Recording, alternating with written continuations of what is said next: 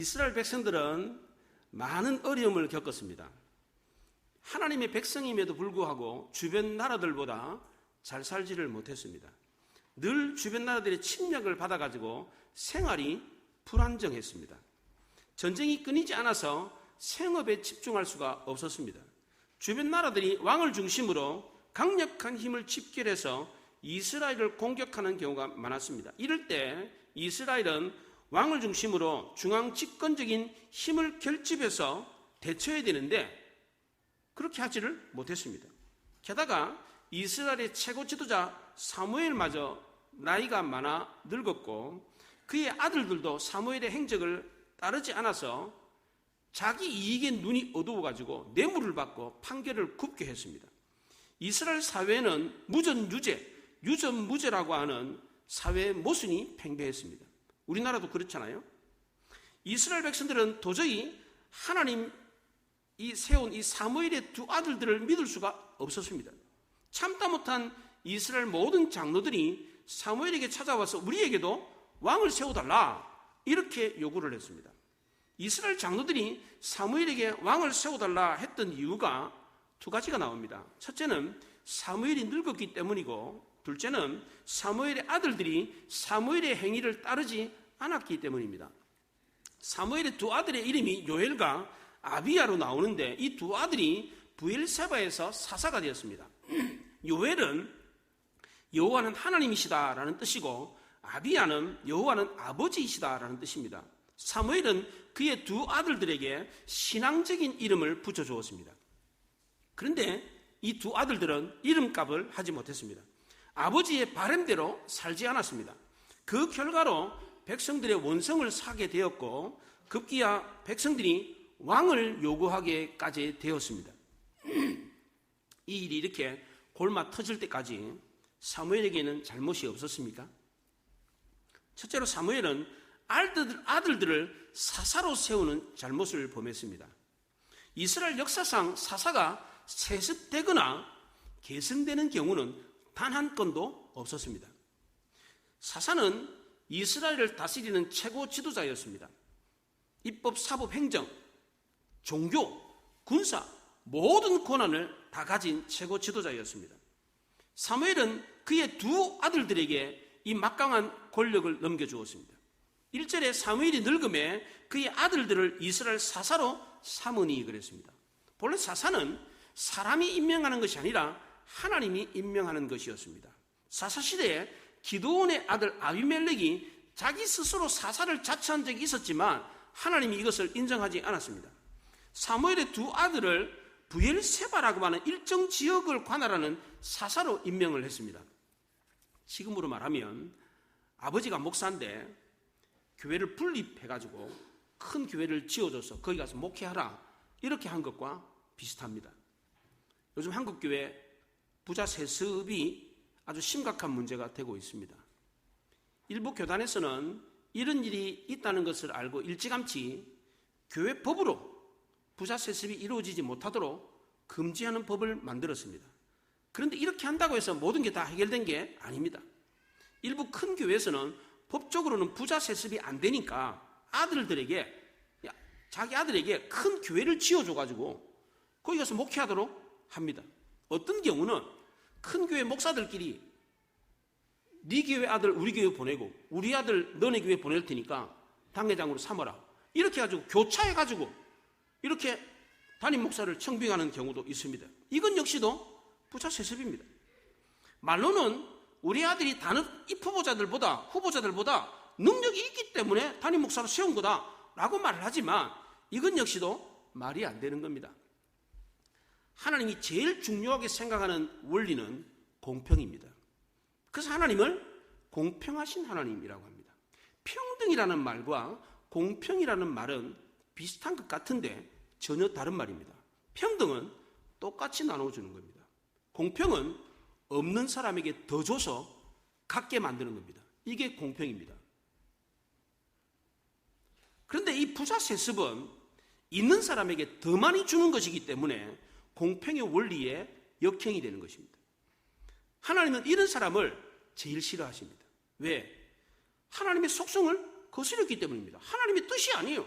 하나님의 마음같이 행동한 게 아니기 때문에 이런 사람 굉장히 싫어합니다. 중세 가톨릭 교회가 망했습니다.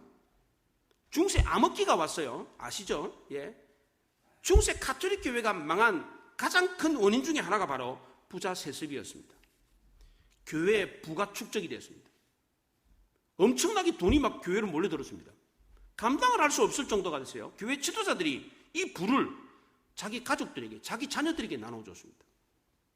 그래서 교회는 이런 일이 없도록 별의별 수를 다 썼어요. 법을 만들었어요.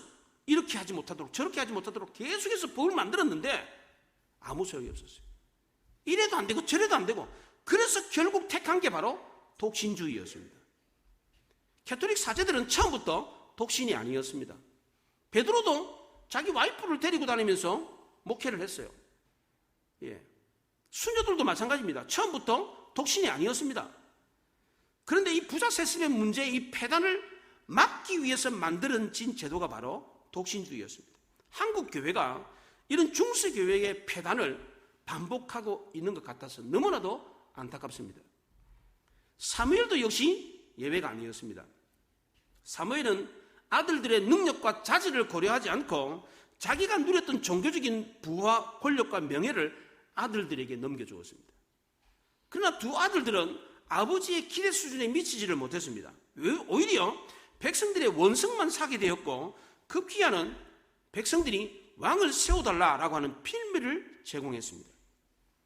두 번째로 사무엘은 공적인 업무가 너무 바쁜 나머지 가정에 소홀했습니다.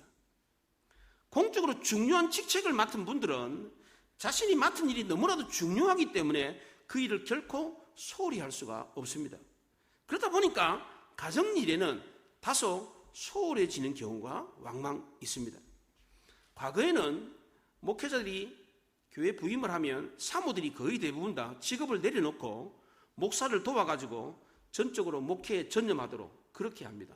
그러다 보니까 목사도 사모도 다 목회일을 하느라 가정일을 제대로 돌보지 못해가지고 자녀들이 부모의 돌봄 없이 자라는 경우가 많아서 문제를 일으키는 경우가 종종 있었습니다. 물론 하나님의 은혜로 오히려 목회자 가정의 자녀들이 더 잘 살아서 복을 받는 경우도 많습니다. 그러나 그렇지 못한 경우도 많이 있었다는 것을 인정할 수밖에 없습니다. 교회라는 울타리 속에서 늘 하나님과 가까이 있는 종교적인 분위기 속에서 자랐음에도 불구하고, 하나님의 말씀을 늘 가까이 접할 수 있는 상황에서 자랐음에도 불구하고 올바로 자라지 못한 자녀들이 많았습니다. 이런 자녀들은 종교적인 분위기 속에서 부정적인 이야기를 너무 많이 듣다 보니까 냉소주의에 빠지는 경우도 있고, 하나님 가까이 있음에도 불구하고 오히려 하나님으로부터 더 멀어지는 경우도 있었습니다. 사무엘은 그의 전임자 엘리 제사장이 두 아들을 잘못 가르쳐가지고 패가 망신하는 것을 두 눈으로 똑똑히 보았습니다. 사무엘은 그렇게 보고 배웠는데도 불구하고 그 덫에서 벗어나지를 못했습니다. 아, 저렇게 하면 집안이 망하는구나. 그걸 봤습니다. 그런데도 불구하고 그 위험성을 경계하지 않았습니다. 결국 사무엘의 두 아들들도 엘리 제사장의 두 아들과 마찬가지로 망하고 말았습니다. 이렇게 된 것은 물론 당사자인 아들들에게 책임이 있지만 그 아들들을 올바로 훈계하고 가르치지 못한 아버지 사무엘에게도 책임이 있었습니다. 사무엘이 두 아들을 잘 가르치지 못했던 이유는 사무엘이 너무 어려서부터 하나님의 부르심을 받았기 때문입니다. 사무엘은 어머니 젖을 떼자마자 성막에 가가지고 하나님의 일을 감당했습니다. 어쩌면 한평생 동안 성전에서만 살았다고 해도 과언이 아닐 정도였습니다. 사무엘은 너무 빨리 아버지 품을 떠나 있었기 때문에 아버지의 소중함과 아버지의 역할을 몸으로 배우지를 못했습니다. 그렇기 때문에 그도 역시 자녀들에게 무관심할 수밖에 없었습니다. 만약 그가 아버지의 역할이 얼마나 중요하고 소중한 것인가를 알았더라면 그는 결코 자녀 교육에 소홀하지 않았을 것입니다. 사무엘은 아버지의 뜨거운 사랑을 많이 받고 자란 사람이 아니었습니다. 사무엘의 아들들도 아버지의 뜨거운 사랑을 많이 받고 자라지를 못했습니다. 부전자전이라고 그 아버지의 그 아들들이었습니다. 이게 결국 자녀 문제가 되었고, 자녀 문제가 사회 문제가 되고, 이 사회 문제가 나라의 근간을 흔드는 큰 문제가 되어버렸습니다. 사무엘의 아들들이 문제아가 된 이유는 그 부모가 너무 훌륭했기 때문일 경우도 있습니다. 완벽한 부모 밑에서 자란 자녀들이 기가 죽어가지고 오히려 더 작아지는 경우가 있습니다. 자기 뜻을 마음껏 펼치지 못하고 늘 소극적이고 냉소적인 내성적인 성품의 소유자가 되는 경우가 많습니다. 부모가 명문대학 출신이고 박사학위가 있는 경우에 자녀들이 부모에게 눌려가지고 길을 못 펴는 경우가 있습니다. 이런 경우는 자녀가 아무리 잘해도 웬만해가지고는 부모를 만족시킬 수가 없어요. 왜? 부모보다 더 잘하지 못하니까. 물론 부모의 탁월한 후광을 받아가지고 더 성공하는 자녀들도 많이 있습니다. 그러나 자녀들이 부모의 기대 수준에 미치지 못해서 문제를 일으키는 경우도 많이 있습니다. 부모가 똑똑하고 유명한 것이 오히려 자녀들에게 큰 부담이 되는 경우가 있습니다. 이런 경우는 부모가 자녀들은 다 정도의 차이가 있구나, 이 사실을 인정해야 됩니다. 못할 수도 있다, 늦을 수도 있다, 이런 것을 알고 다른 사람들과 비교해서는 안 되는 것입니다. 사무엘의 두 아들은 아버지의 기대 수준에 미치지를 못했습니다. 사무엘만큼 영성이 뛰어난 것도 아니었고 영적인 권위가 있는 것도 아니었습니다. 게다가 하나님 말씀도 따르지를 않았습니다. 아버지에 대한 반발심으로 오히려 뇌물을 받고 아버지 명예에 먹칠을 했습니다. 아버지 뜻대로 이스라엘의 사사가 되기는 했지만 억지로 마지못해서 사사 직분을 감당했습니다. 무슨 사명감을 가지고 그 일을 감당한 게 아니었습니다. 무능력한 두 아들이 사사가 됐을 때 이스라엘 백성들은 이 두 아들을 사사로 인정하지 않았습니다. 거부했습니다. 이제는 사사가 아니라 다른 나라들처럼 왕을 세워달라라고 요구를 했습니다. 이스라엘 백성들은 사무엘이 늙었고 사무엘의 아들들이 무능력했기 때문에 왕을 세워달라라고 했지만 사실은 다른 실제적인 이유가 있었습니다. 첫째는 이스라엘 백성들이 하나님을 버렸기 때문입니다. 7절에 보면 여호와께서 사무엘에게 이르시되 백성이 내게 한 말을 다 들으라. 이는 그들이 너를 버림이 아니요 나를 버려 자기들의 왕이 되지 못하게 함이니라 그랬습니다. 이스라엘 백성들은 하나님이 왕인 신정 정치를 원하지 않고 인간이 왕인 세상 정치를 더 원했습니다. 하나님은 광야 시대 때부터 인간왕을 세울 계획을 갖고 있었습니다. 그래서 신명기 17장에 보면 내가 내 하나님 여호와께서 내게 주시는 땅에 이르러 그 땅을 차지하고 거주할 때에 만일 우리도 우리 주위의 모든 민족들 같이 우리 위에 왕을 세우겠다는 생각이 나거든 이때 반드시 하나님이 택하신 자를 왕으로 세우되 타국인으로 세우지 말고 내 형제 중에서 한 사람을 왕으로 세우라 이렇게 말을 했어요. 만약 이스라엘 백성들이 하나님의 계획을 알고 하나님의 주권을 인정하고 우상 숭배하지 않고 하나님의 말씀대로 나라를 다스리는 왕을 세워달라라고 했더라면 하나님도 기뻐하셨을 거고 사무엘도 이것을 인정하고 흔쾌히 왕을 세워주었을 것입니다. 그런데 이스라엘은 그런 왕이 아니라 주변 나라들과 똑같은 무력으로 절대 권력을 행사하는 왕을 세워달라 이렇게 말을 했어요. 둘째로 이스라엘 백성들이 왕을 세워달라라고 했던 이유는 애굽에서 나오는 날부터 지금까지 하나님을 버리고 다른 신을 섬기고 있었기 때문입니다. 8절에 보면 내가 그들을 애굽에서 인도하여 낸 날부터 오늘까지 그들이 모든 행사로 나를 버리고 다른 신들을 섬김같이 내게도 그리하는도다 그렇게 말을 했어요. 이스라엘이라고 하는 신부는 하나님이라고 하는 신랑을 버리고 고무신 거꾸로 신었어요. 거룩한 기쁨보다는 음란하고 황홀한 기쁨을 더 좋아했습니다. 잠잠히 그윽한 눈빛으로 그대를 바라보고 기뻐하기보다는 유격에 불타는 눈빛으로 그대를 바라보는 음란한 기쁨을 더 좋아했어요. 그렇잖아요. 우리가 상대방을 볼 때 음란한 눈으로 섹시한 그대 이걸 더 좋아해요. 이걸. 조금 부족해도 하나님이 주시는 위로로 만족하기보다는 하나님이 주시는 위로 없어도 풍족했으면 좋겠다 이런 생각을 했습니다. 눈에 보이지 않는 하나님을 믿고 의지함으로 두려워 떨고 노심초사하기보다는 눈에 보이는 왕을 의지해서 마음이 든든하면 더 좋겠다 이런 생각을 했어요. 이것이 바로 신앙과 현실의 차이입니다. 신앙적인 면에서 이스라엘 백성들은 왕이 없어도 다른 나라들보다 더 강력한 나라가 될 수가 있었습니다. 왜냐하면 하나님이 이스라엘의 산성이었고 방패였기 때문입니다. 그런데 현실은 그렇게 느껴지지 않았습니다. 이방 민족들의 침략을 받고 있었고 그들의 지배를 받으면서 살고 있었습니다. 이스라엘 백성들은 신앙적으로 하나님을 모시고 살기 때문에 세계 최강이 될 수 있었습니다. 그런데 현실은 그렇지가 않았습니다. 정반대였습니다. 우리 예수 믿는 사람들이 그렇지 않습니까? 세상 사람들에 비해서 잘 살아야 되잖아요. 만물의 주인이신 하나님을 왕으로 모시고 있으니까, 만복의 근원이신 하나님을 믿고 사니까 세상 사람들보다 더 잘 살아야 되잖아요. 그런데 현실은 그렇지 않다는 겁니다. 오히려 세상 사람들보다 더 못 사는 경우가 많습니다. 복의 근원이신 하나님을 모시고 사는데도 복을 못 받고 어떻게 그렇게 가난하게 사는지, 이런 모순을 우리는 어떻게 이해해야 됩니까? 하나님의 말씀을 들으면 하나님 말씀대로 살면 모든 것이 다 잘 된다고 그러는데 현실은 그렇지 못하는 경우가 왕왕 있습니다. 이런 경우에 어떻게 해야 됩니까? 믿음대로 안 되는 경우가 많아요. 이런 경우에 어떻게 해야 됩니까? 우리는 더 열심히 기도해야 됩니다. 더 오래 인내하며 참고 기다려야 됩니다. 내가 과연 말씀대로 제대로 잘 살고 있는가? 다시 한 번 더 면밀하게 점검해 보아야 됩니다. 내가 믿음으로 산다고 하지만 어려움이 닥쳤을 때는 피하거나 그 어려움 당하지 않으려고 세상으로 금방 돌아서 버리는 경우는 없는지 다시 한 번 더 나 자신을 돌아봐야 됩니다. 어려움이 닥쳤을 때 끝까지 인내하면서 하나님을 믿고 의지하는지 살펴보아야 됩니다. 이렇게 하면 하나님을 더 잘 알 수 있고 믿음이 더 커지는 것입니다. 그런데 이스라엘 백성들은 어떻게 했습니까?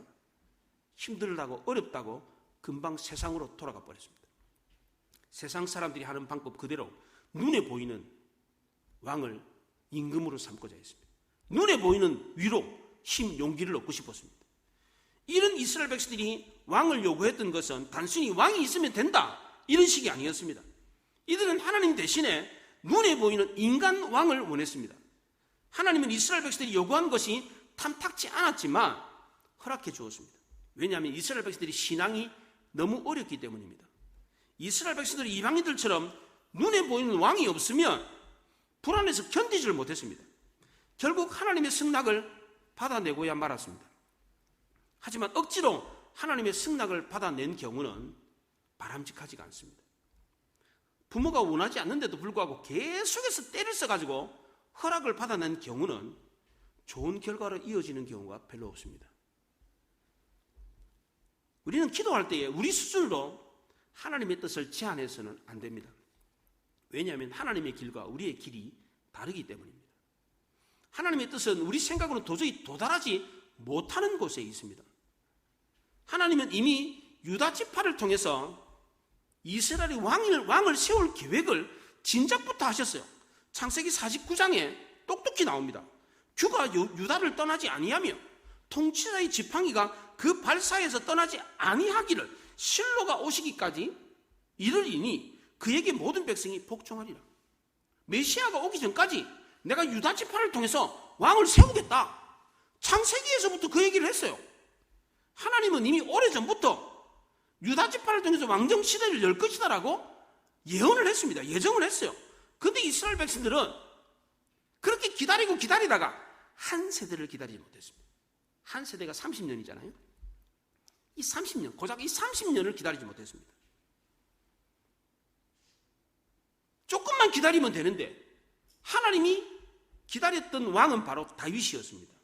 유다 지파를 통해서 세우시는 왕, 그 왕을 세울 계획을 이미 창세기 때부터 갖고 있었어요. 한 세대만 기다리면 되는데 그걸 기다리지 못하고 왕이 되어서는 안 될 사람을 왕으로 세웠습니다.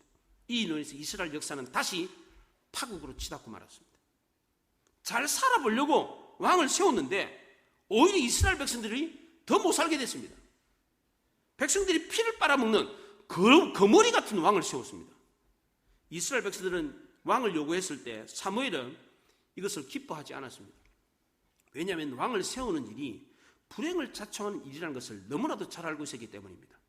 그래서 사무엘은 이스라엘 백성들에게 몇 가지 경고의 말을 전했습니다. 첫째는 그 왕이 백성들의 재산과 좋은 것을 다 빼앗아 갈 것이고 백성들은 그 왕의 종이 될 거다. 그렇게 경고를 했습니다. 세상 왕을 의지하는 삶은 노예의 삶과 같다. 이렇게 경고를 했어요. 둘째로 너희들이 택한 왕으로 인해 가지고 너희들이 고통을 당하게 될 텐데 그렇게 되면 너희들이 부르짖을 거다. 나한테 살려달라고, 이거 회복시켜달라고, 원래 상태로 돌려달라고 할 텐데 내가 응답하지 않을 거다라고 경고를 했어요. 이스라엘 백성들은 인간 왕을 세우면 강한 나라를 만들 수 있다라고 생각을 하고 무조건 때를 쓰고 왕을 세워달라라고 했습니다. 그런데 왕이 그 강한 힘으로 백성들을 적들로부터 보호한다고 하는 명분을 오히려 백성들을 핍박하고 백성들의 좋은 것을 빼앗아가 버렸습니다. 지금 우리나라도 그렇습니다. 정치인들이 국민이 부유한 권력을 가지고 국민을 위해서 사용합니까? 아니면 자기 개인과 자기 정권을 위해서 사용합니까? 명분은 국민의 유익을 위해서다라고 하면서 실상은 자기 개인의 유익을 위해서 권력을 사용하는 경우가 많습니다. 수천 년 동안 이 정치 역사를 연구했던 사람들은 이런 폐단을 막기 위해서 만든 법이 있습니다. 그 법이 바로 권력 분립 제도입니다. 민주주의 국가에서는 다 입법, 사법, 행정 3권 분립 원칙을 법에 명시하고 상호 견지하도록 하고 있습니다. 그런데 최근에 우리나라는 이 법이 무너지고 있습니다. 앞으로 더 심각하게 무너질 가능성이 높아지고 있습니다. 그래서 이것을 알고 있는 많은 국민들은 앞으로 대한민국의 미래가 암담하다라고 심히 우려를 하고 있습니다. 지금까지 인간이 만든 정치 형태의 발전적인 정치 형태의 가장 중요한 것이 바로 권력 분립입니다. 견제가 없으면 안 된다는 거예요. 만약 국민들이 이 사실을 방관하고 뭐 그럴 수도 있지 뭐 한번 다 맡겨봐 이렇게 했다가 그 피해를 고스란히 당하게 된다는 겁니다. 이스라엘도 마찬가지였습니다. 하나님이 원하시는 정치 형태는 왕에게 권력을 주되 하나님의 주권을 인정하고 우상 숭배하지 않고 하나님의 말씀의 테두리 안에서 권력을 행사하도록 하는 것이었습니다. 왕의 권력을 하나님의 주권과 말씀으로 견제하는 것이 바로 하나님이 원하시는 정치 형태였습니다. 그런데 이스라엘의 초대왕 사울은 하나님의 주권과 말씀을 인정하지 않았기 때문에 아무런 견제를 받지 않았습니다. 그래서 결국 어떻게 됐습니까? 타락하고 망하고 말았습니다. 이스라엘 백성들에게 엄청난 피해를 줬습니다. 정치학에서는 견제받지 않는 절대 권력은 절대적으로 부패한다 이런 말이 있습니다. 비근한 예로 북한의 김정은 정권은 견제받지 않는 절대 권력입니다. 맞습니까? 견제받지 않습니다. 김정은 정권을 견제할 수 있는 세력이 하나도 없습니다. 김정은 정권이 온전합니까? 지극히 상식적이고 합리적인 정권입니까? 어느 누구나 어느 나라나 인정하는 정상적인 국가입니까? 그렇지 않습니다. 얼마나 타락하고 부패해 있는지 모릅니다. 북한에서 살고 있는 동포들은 그 김정은 정권 때문에 수많은 고통을 당하고 있습니다. 우리나라도 예외가 아닙니다. 우리 모두가 정신을 똑바로 차려야 됩니다. 국가 권력자들이 인해 가지고 고통을 당할 때에 하나님께 부르짖어도 하나님이 응답해 주시지 않겠다고 했습니다. 왜 응답해 주시지 않는다고 합니까? 그 책임이 하나님이 경고해 주셨음에도 불구하고 듣지 않은 우리에게 있기 때문입니다. 그렇다면 우리는 어떻게 해야 합니까? 첫째로 우리는 하나님만 믿고 의지하며 기다려야 됩니다. 대통령 잘 세웠다고 해서 나라가 잘 되는 게 아닙니다. 시편 37편에 내 길을 여호와께 맡기라. 그를 의지하라. 여호와 앞에 잠잠하고 참고 기다리라 그랬습니다. 왜 사람을 의지하지 말고 하나님만 믿고 의지하라고 했습니까? 이사야 2장에 너희 인생을 의지하지 말라. 그의 호흡은 코에 있나니 새말 가치가 어디 있느냐 그랬어요. 인생은 호흡이 코에 있답니다. 코에서 호흡이 끝나면 어떻게 됩니까? 끝나는 겁니다. 인생 끝나는 겁니다. 그게 인생입니다. 그래서 사람은 영원히 의지할 존재가 못 된다는 겁니다. 호세아 선지자는 이방 열국들을 의지했던 이스라엘 백성들에게 이런 말을 했습니다. 호세아 13장에 내 모든 성읍에서 너를 구원할 자 곧 내 왕이 이제 어디 있으며 내 재판장들이 어디 있느냐, 다 죽고 말았지 않느냐. 우리가 의지할 분은 하나님 한 분밖에 없다는 겁니다. 그래서 두 번째로 우리는 하나님께만 소망을 두어야 하는 것입니다. 이사야 6장에 우시야 왕이 죽던 해에 내가 본즉 주께서 높이 들린 보좌에 앉으셨는데 그의 옷자락은 성전에 가득하였고 그랬습니다. 이 우시야 왕은 남유다의 10번째 왕이었습니다.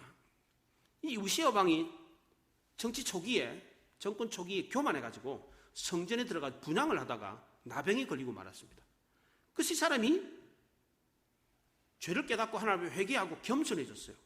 그래가지고 훌륭한 왕이 됐습니다. 근데 이 훌륭한 왕이 죽더라는 겁니다. 이사야 선지자가 우시야 왕이 죽던 해에 본 것이 있습니다. 영원히 죽지 않고 높이 들린 보좌 위에 앉으신 하나님을 보았습니다. 이사야가 의지할 분은 훌륭한 우시야 왕이 아니라 영원하신 하나님이었습니다. 그래서 이사야는 이 하나님을 만군의 하나님 여호와라고 했습니다. 그런데 이스라엘 백성들은 이 만군의 하나님 여호와를 버리고 다른 나라들처럼 코로 숨쉬는 인간 왕을 의지했습니다.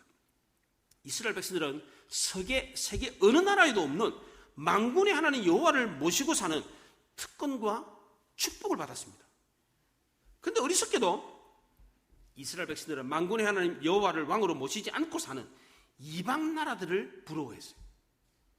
시편 저자는 이런 모습을 보면서 너무 답답해가지고 종기 하나 깨닫지 못하는 사람은 멸망하는 짐승과 같다 이렇게 말을 했어요. 너희들은 축복을 받아가지고 축복을 지금 안고 있음에도 불구하고 그게 축복인지를 모르고 살고 있다. 이 멍청한 사람들아, 그 사람들은 짐승과 다를 바가 없다 이 얘기를 했어요. 다행히 이스라엘 백성들은 나중에 자신들이 세운 왕으로 인해서 고통을 당한 이후에 하나님의 말씀을 기억하고 왕을 세운 것이 큰 죄라는 사실을 깨달았습니다. 그래서 사무엘상 12장 19절에 우리가 우리의 모든 죄에 왕을 구하는 악을 더하였나니 그랬습니다. 자신들의 잘못을 알고 부르짖었지만 하나님이 응답해 주시지 않았습니다. 잠언서 1장 28절에서도 그때 너희가 나를 부르리라 그래도 내가 대답하지 아니하겠고 부지런히 나를 찾으리라 그래도 나를 만나지 못하리라 그랬어요. 한 번만 부른 것이 아니라 계속해서 여러 번 하나님께 불렀는데도 불구하고 하나님이 대답하지 않았습니다. 얼마나 답답하고 안타까운 일입니까? 그렇게 하지 말라고 말을 했건만 기어이 그 일을 저질러 놓고서는 이제 와가지고는 잘못했다 그러면 금방 문제가 해결되겠습니까? 계속해서 하나님이 잔소리를 하면서 너 그럼 망한다, 너 그럼 망한다 그렇게 했는데도 불구하고 때를 쓰고 기어이 하고야 말더니 하나님 말씀대로 맞잖아요. 그래가지고 울고불고 와가지고 하나님 잘못했습니다. 그러면 하나님이 금방 그래 이제 알았지? 해결해 줄게 그러신다는 거요? 안 한다는 거예요. 이게 평안북도 벽동군 창성군에 크고 힘센 억센 소가 있습니다. 그걸 벽창우라고 합니다. 벽동군 창성군에서 나는 소라 그래서 벽창우라고 해요. 벽창우 같은 사람이 있다고 합니다. 벽창우. 고집이 세고 무뚝뚝하고 나의 말 듣지도 않고 자기 하고 싶은 대로 하는 사람, 이런 사람을 가리켜 벽창우 같은 사람이라고 합니다. 저돌적인 사람도 있습니다. 이 저돌이란 말은 돼지 저자에 돌진한다고 합니다. 멧돼지처럼 앞뒤 가리지 않고 막 그냥 더 덤벼드는 사람, 이거를 저돌적인 사람이라고 합니다. 이스라엘 백성들은 벽창우 같았고 저돌적인 사람들이었습니다. 분명히 너희들 그렇게 하면 후회한다. 그때 가서 후회해봐야 소용이 없다. 아무리 말을 해도 듣지를 않았습니다. 결국 이스라엘 백성들은 혹독한 시련을 겪었습니다. 우리도 마찬가지입니다. 하나님을 믿지 않고 세상 인간 왕을 믿으면 큰 코 다친다고 했는데, 그렇게 경고를 했는데도 불구하고 그 말을 듣지 않고 결국은 혹독한 시련을 겪는 경우가 있습니다. 우리가 믿고 의지하고 소망을 둘 분은 오직 하나님 한 분밖에 없습니다. 우리가 하나님께 소망을 두면 하나님은 우리에게 복을 주겠다고 약속을 했습니다. 시편 146편에 귀인들을 의지하지 말며 도울 힘이 없는 인생도 의지하지 말지니 야곱의 하나님을 자기의 도움으로 삼으며 여호와 자기 하나님에게 자기 소망을 두는 자는 복이 있도다 그랬어요. 마지막 세 번째로 우리가 하나님께 소망을 두고 하나님을 믿고 의지하며 기다리려면 우리 힘으로 안 되기 때문에 하나님께 도움을 구하며 기도해야 됩니다.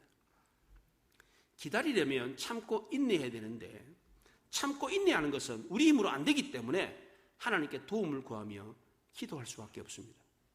먼저 우리는 우리의 현 시점에서 지도자들을 위해서 기도해야 합니다. 왜냐하면 하나님은 그 지도자를 통해서 일을 이루시기 때문입니다. 교회도 그렇고 국가도 그렇습니다. 한번 잘못된 지도자를 세우게 되면 두고두고 후회를 하게 됩니다. 지도자는 하나님이 주신 선물입니다.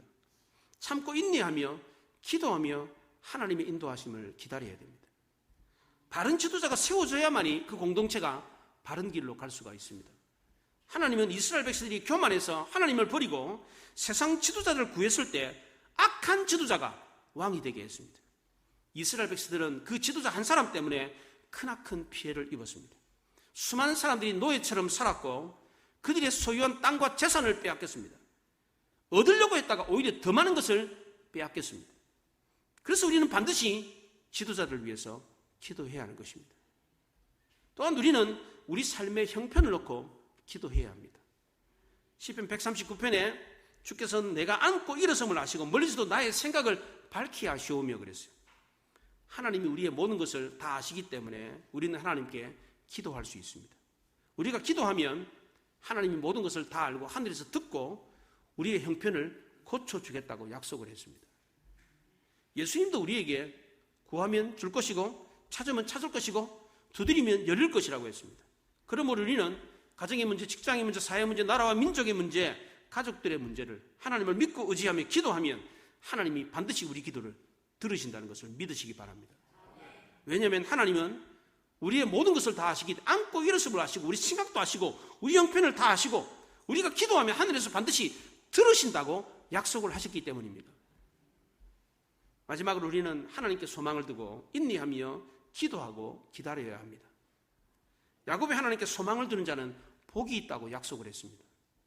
만군의 하나님 여호와가 이스라엘 백성들에게만 특권이고 축복인 것이 아니라 우리에게도 똑같습니다. 우리도 하나님을 만군의 하나님 여호와를 믿고 의지하면 그 하나님께 소망을 두면 하나님이 반드시 우리에게 복을 주십니다. 이 믿음과 소망을 갖고 기도함으로 반드시 하나님이 약속하신 복을 받을 수 있기를 바랍니다. 나라와 민족이 달라지고 교회와 가정이 회복되는 것을 경험할 수 있기를 바랍니다. 기도하겠습니다. 말씀을 생각하며 기도합니다.